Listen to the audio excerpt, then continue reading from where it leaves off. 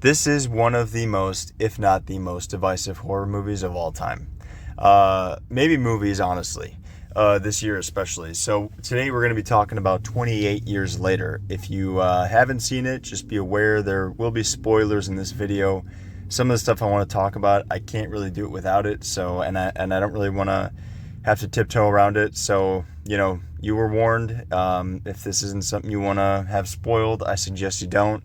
Even though there's not anything super huge in here, there's still some twists and some turns you might not want ruined for you. But in this video, I'm going to be going over what I liked, some of my pros, what I was kind of in the middle on, and then stuff I really disliked. And we'll also be going over some of the discourse that's going on online, plans for the sequels that they have, because if you don't know, this is the first part of a new trilogy, with the sequel, The Bone Temple, coming out in January. So they got them rolling. So I'm pretty excited for that.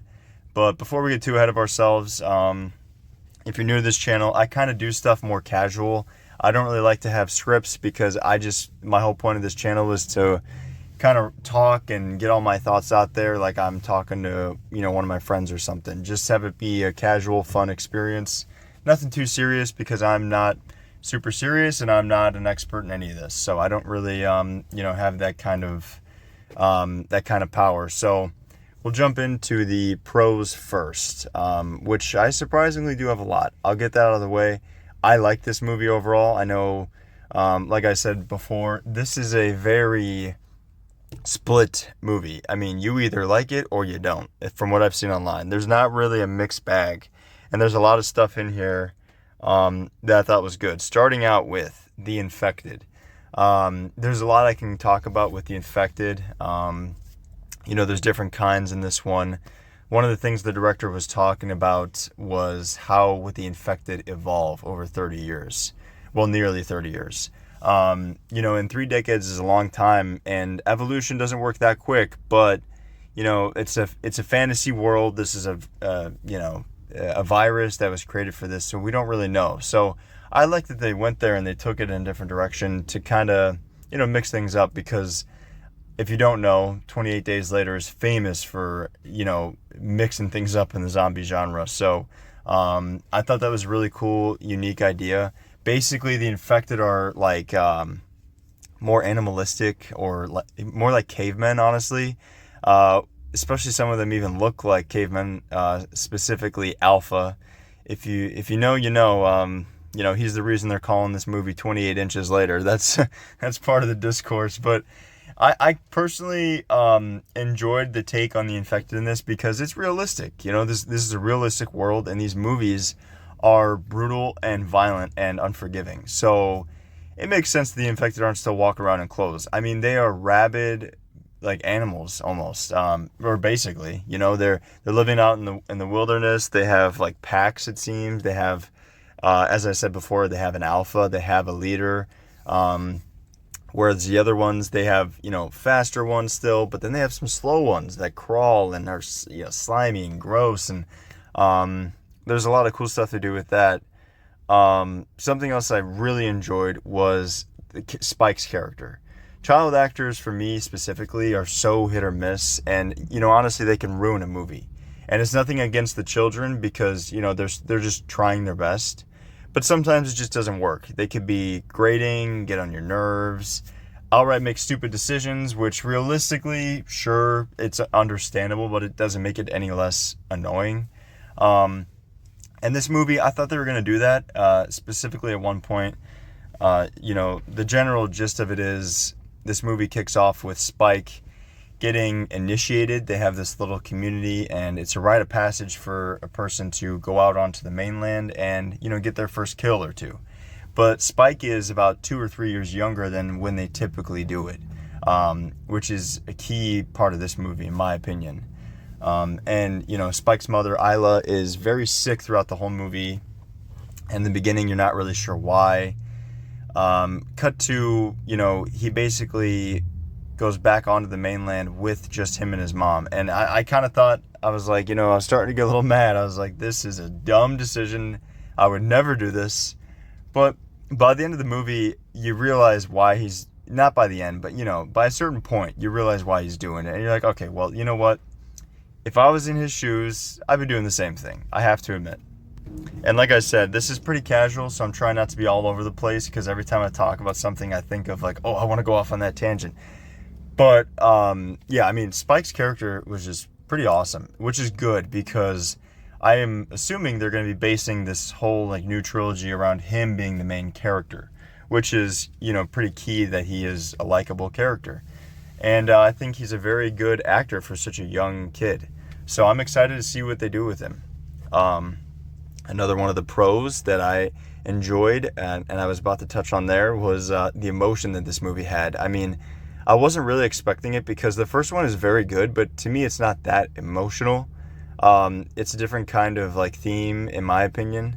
It's a different kind of journey, but it's also somehow the same journey by the end of it, which I'll get into. But yeah, I mean, Spike's whole journey with his mother Isla and her being sick, and seeing what this young boy will go through to take care of his mom, and seeing her conclusion when they meet up with the doctor, that everybody thinks is crazy, but is actually, in my opinion, one of the most, reasonable people in this world. He's very, in a weird way, he's very, like, nurturing or, like, kind and gentle, which is, he's surrounded by bones and skulls, so you wouldn't really think that, especially with everything the movie tells you up to the point of you meeting him. But he is very kind, and he's understanding. So, when Spike gets to him and he tells Spike and Isla that, she does have cancer, it's a shot in the heart because Spike is young and he doesn't know, a lot of stuff, especially from the old world, because he's grown up in this world. I mean, he's only 12. He even knows it's a death sentence, because even with modern technology and devices and the best doctors in the world, some cancer is just unbeatable. I mean, especially with us not even having a cure. So this is definitely a tough moment to watch, and it's even harder when, Isla has to say goodbye to him. He is trying not to accept the fact that his mom is going to die, which she is. But, the doctor sedates Spike with the same thing they've been sedating Alpha with in the movie. I forget I think it's morphine. And the doctor takes Isla off and puts her to rest and gives her skull to Spike for him to find a place for her, the best place. And it's just really sad seeing her say goodbye to her son, because there's something about that that's almost harder than just having a sudden death to me, where it's like, if it's sudden, it's also terrible, but saying goodbye is almost harder, because how do you say everything you want to say in such, I mean, if it were me, I'd be there for years saying everything I want to my loved one. So it's hard to imagine being able to go through that, especially in this already terrible world that she knows she's leaving her son. But I think the emotional moments hit so hard and really well. Another thing that I really, really liked was the odd similarities, and this kind of ties into the theme of this movie, with Spike and Killian's character from 28 Days Later. Because in this movie, the whole thing is, from the beginning, you could tell the whole thing is like Spike's innocence and him having to shed that to become a man for his community. And his dad hypes him up as this hero when they go to the mainland, but Spike isn't having such an easy time as his dad made it out to be. His dad shows Spike some very graphic things, and he doesn't let him look away. And, Spike leaves his Power Ranger before he goes off on the hunt. So there's just a lot of things that, show that Spike is losing that innocence. Specifically, by the end, end of 28 Days Later, Killian's character was the same way. He was a man in that movie, but he was still very innocent in this world, because he woke up to an entirely different world. And by the end of it, he was a killing machine doing what he had to protect those that he loves. And by the end of this, Spike isn't exactly a killing machine, but he is, he does have no innocence. And I really enjoyed that, specifically with the ending and the Jimmy Savile look-alike people. We'll get into that. But I think there's a reason for that, and it ties into this whole loss of innocence thing.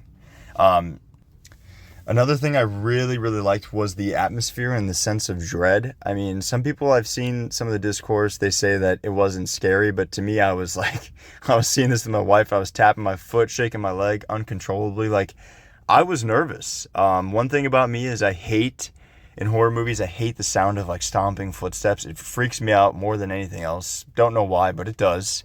And the way they utilize Alpha in this is almost like it reminded me of Resident Evil, the way they use like Nemesis or a character like that that's like stalking you and hunting you throughout this entire journey. I just thought it was really smart because it is an easy way to give a sense, like constant sense of dread without it having being like over the top. I mean, he's just chasing him. Even when it's like the first time Spike and his dad are coming back from the hunt and they think they're in the clear, but Alpha's just trucking it. I mean, he's like going across the water, and then that shot is just so insanely terrifying. And there's something about the way this was filmed that I really love because, as I've said, it's the same director as the first 28 Days Later film, and he utilizes a lot of the same techniques here, in my opinion, where in that first one he used a handheld camera, so it was really grainy, which a lot of people dislike. I don't mind it. I wouldn't say I like it, but I don't mind it. But it also gives you this really like on the ground feel, like you're there, you're in that shit.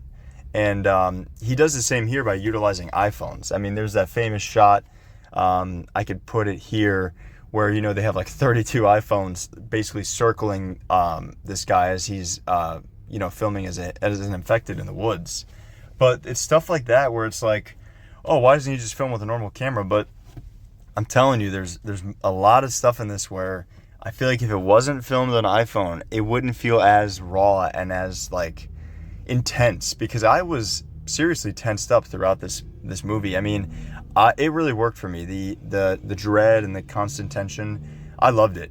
I thought it was amazing, and I loved the feel of, you know, getting the feel of the first one without having that grainy quality. You could still have it look really good and really sharp, because the cinematography is another thing that I feel like people aren't really talking about a lot. Like, they say it looks good, but I feel like they're just talking about like quality.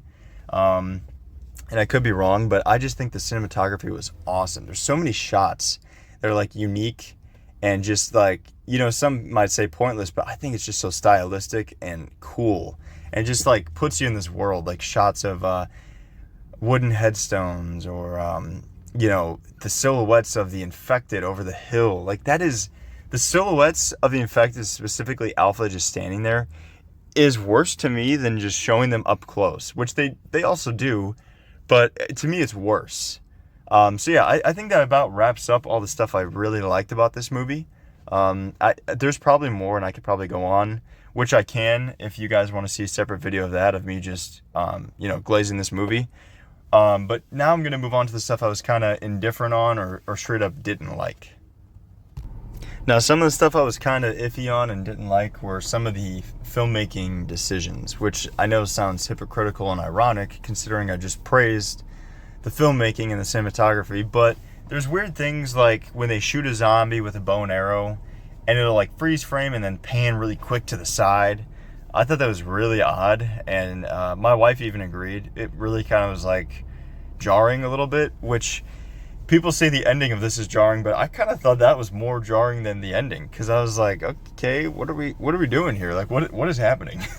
So I was pretty taken off guard with that, as well as like some of the stuff they decided to like cut in here. They cut in like clips of soldiers marching, and old war clips of people going to battle or firing bows and arrows, and I tried really hard to understand if there was like a significant relevance to this, and I'm sure there is. I'm sure there is, and I'm just like not really bright enough to pick up on it. But to be honest with you guys, I've never been the kind to like always get stuff like that instantly, where it's like, oh, this is what they were trying to say with that. That's never been me. So I didn't expect to be right in thinking that there's no reason for that. But that doesn't mean it wasn't still weird for me, and it was just kind of like I said, jarring, I guess. But it wasn't like awful.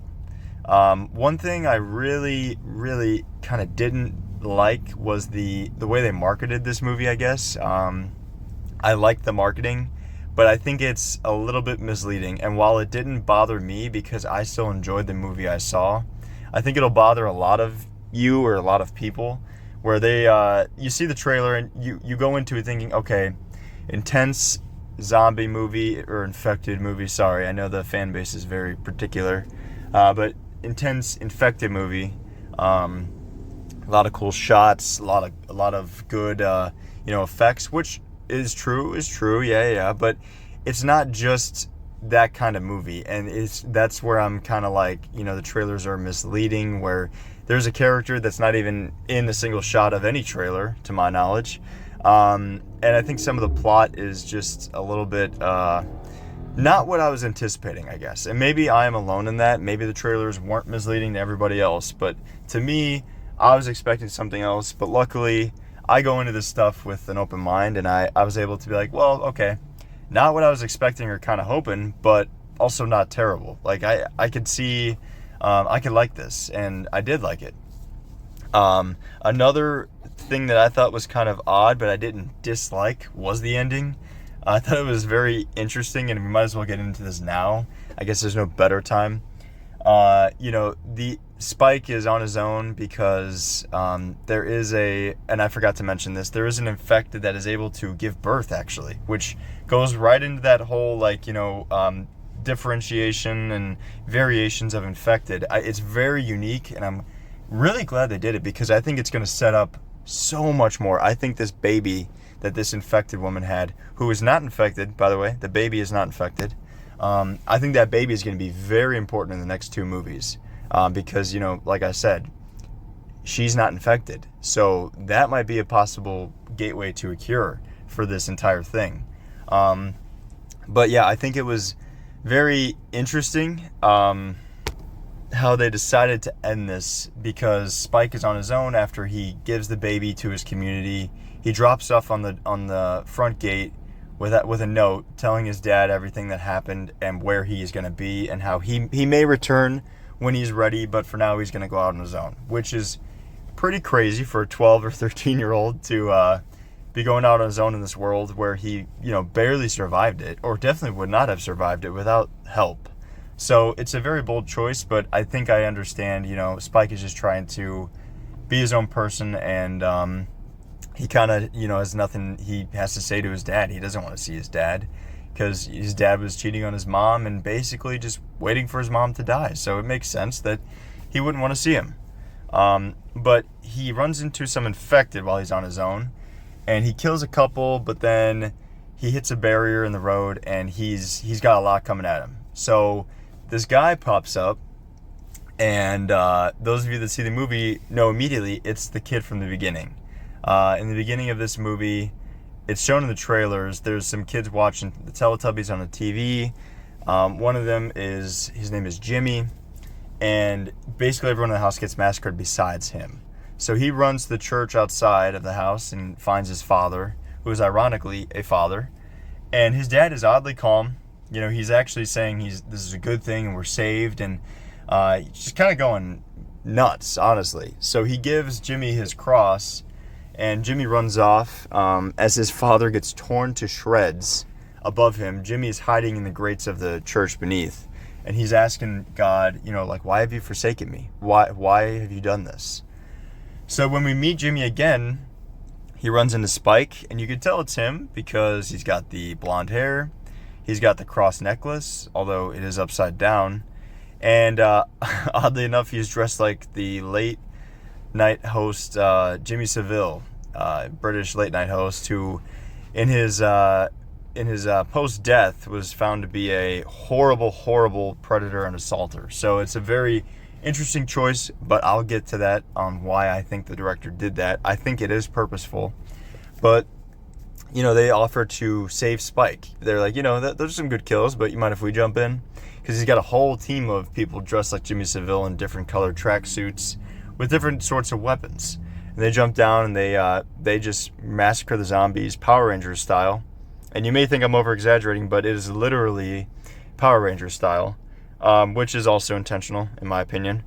And then the movie ends. So I think this ending is controversial, and it is a bit odd, but I do think it's important. because obviously, like I said, there are going to be sequels, and I believe this Jimmy guy is going to be the main villain of the next one, if not the next two.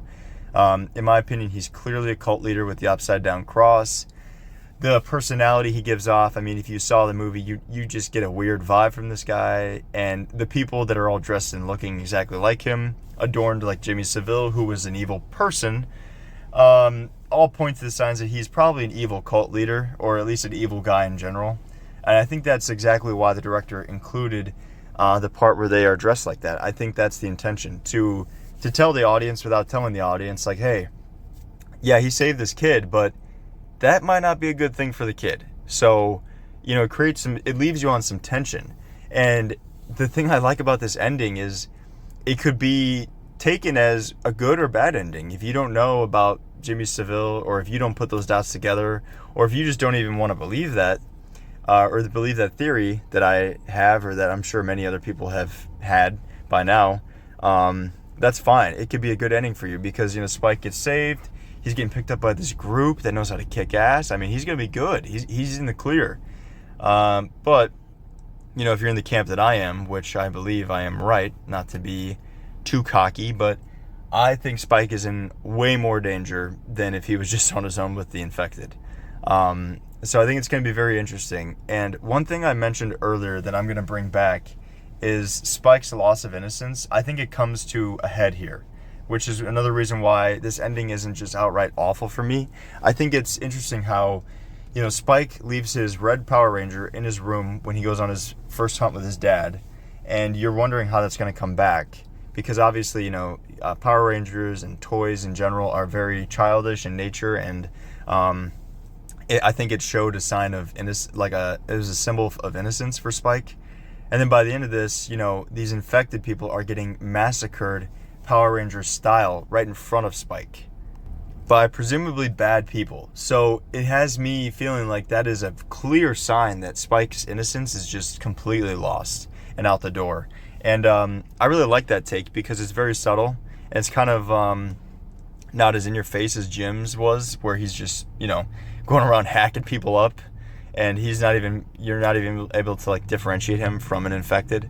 I think it's a really cool way to do the ending.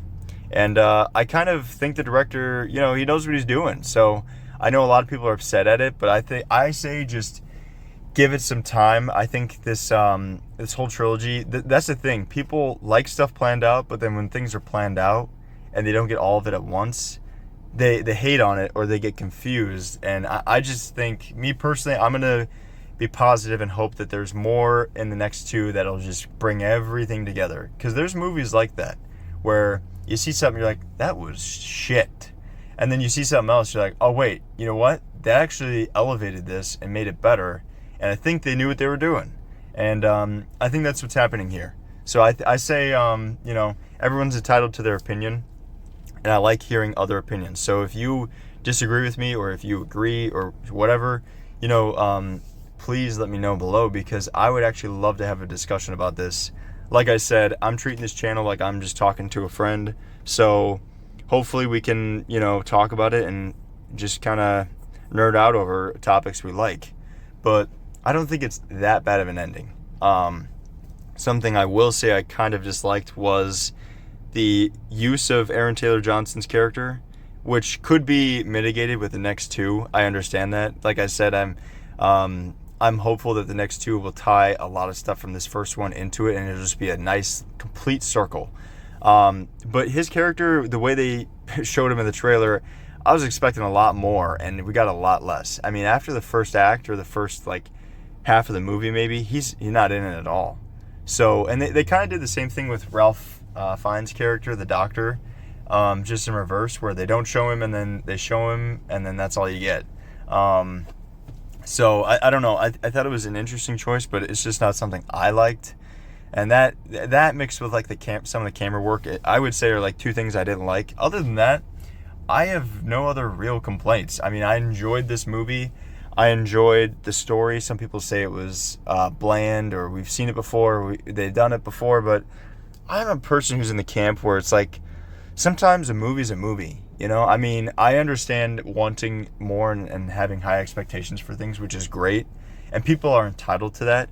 But me personally, when I go into a movie, I don't always need it to blow my mind. I don't always need it to be an Oscar-worthy or Oscar-winning performance or written movie or filmed. Like, sometimes for me, a movie is just a movie. And that's that.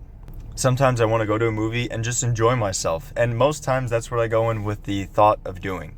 I will say there are some movies I'm biased on, good and bad. But yeah, that's what I did with this. I just wanted to have fun at this like intense as hell zombie/infected movie, and that's what I did. And some people are, they want a crazy plot, which is, good for you, but for me personally, I mean, they're zombie movies. I don't know what really you're expecting or what you think you're gonna get out of them, but to me, I got what I came for, and I was happy with it.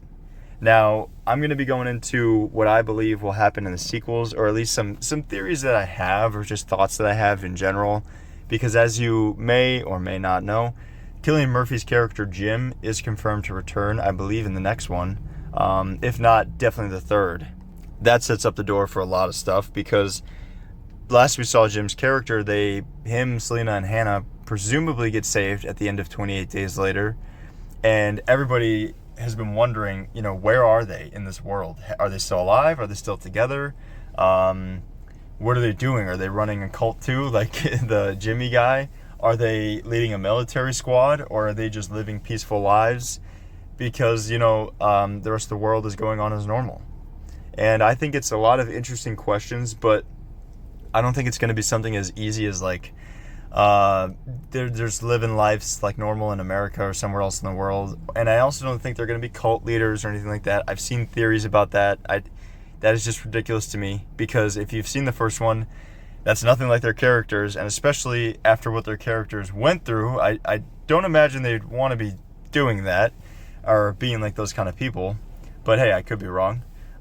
So my biggest thing is they're probably working with some sort of military in some way, or they're just probably trying to help people on their own. Maybe in like they're without working with a organized group. Maybe they're just trying to find survivors and help them, especially since they've been through it. And Selena specifically, she's the most seasoned out of them. So I feel like that could set up for a lot of fun stuff. I was half expecting Spike to run into one of them at the end of this instead of Jimmy's group. And I think that's why a lot of people are mad at that ending, because they probably thought the same thing. But that's also such an easy, it's such an easy way out, and it's so predictable. So people would have complained either way. So I think they're going to come up with a fun, creative way to bring them back, because, as I've said, it's the same director as the first, 28 Days Later. And I think he values these characters a lot, specifically Jim, Selena, and Hannah, because they're loved by the fans so much. So I don't think the director would bring them back just to bring them back. I mean, he doesn't seem like that kind of guy, especially because, if he wanted to satisfy the fans and do everything safe and by the book, then he wouldn't have done half the stuff in this movie that is alienating so many people. So I think he definitely has a good plan for Jim and Selena. I hope it doesn't end in, end in a bad note for them by the end of this trilogy, but I guess we'll have to wait and see. I was also thinking like maybe Jim will meet up with Spike's dad somehow, and they'll have to save Spike from this cult. I think that's where a lot of the sequels are going to go, is Spike getting engulfed in this cult and just like really vibing with them and like getting indoctrinated basically. And I think that's going to be the main premise, is like, them trying to save Spike from this. My only fear with that is I hope the infected don't take a back seat. Because one of, if not my favorite things about this movie was the infected and their prominence and the just looming threat that they had over the whole movie. And I hate the trope, and I know I might be alone in this camp, or at least like in the select few, but I hate the trope in zombie and infected movies where it's like, humans are the real enemy. Humans are the real scary thing. Humans are not the real scary thing. Sorry. I know what you're trying to say, but we get it. Humans are bad. We get that in almost every other movie that has a human villain. We get it. Humans are bad people. We don't need an apocalypse to know that. And we don't need a whole, like The Walking Dead, we don't need a whole TV show or basically half seasons showing us that. I mean, we get it. People are here to see zombies and infected and crazy gore and just absolute insanity. And I hope they keep delivering on that, because this one definitely did. So yeah, I'm hopeful for the future of this franchise. I'm interested to see where they take it, and I'm hoping that the fans can come around to the next two. I'm hoping that the next two can deliver for the fans. I think this will be a successful trilogy or franchise, if not the most successful zombie franchises of all time, if they can pull through on these next two. But there's a lot riding on it, so I don't know. You guys let me know what you think. That basically sums up my thoughts. I hope it was coherent enough. I hope it was as together as it can be. And yeah, just let me know if you guys disagree or agree.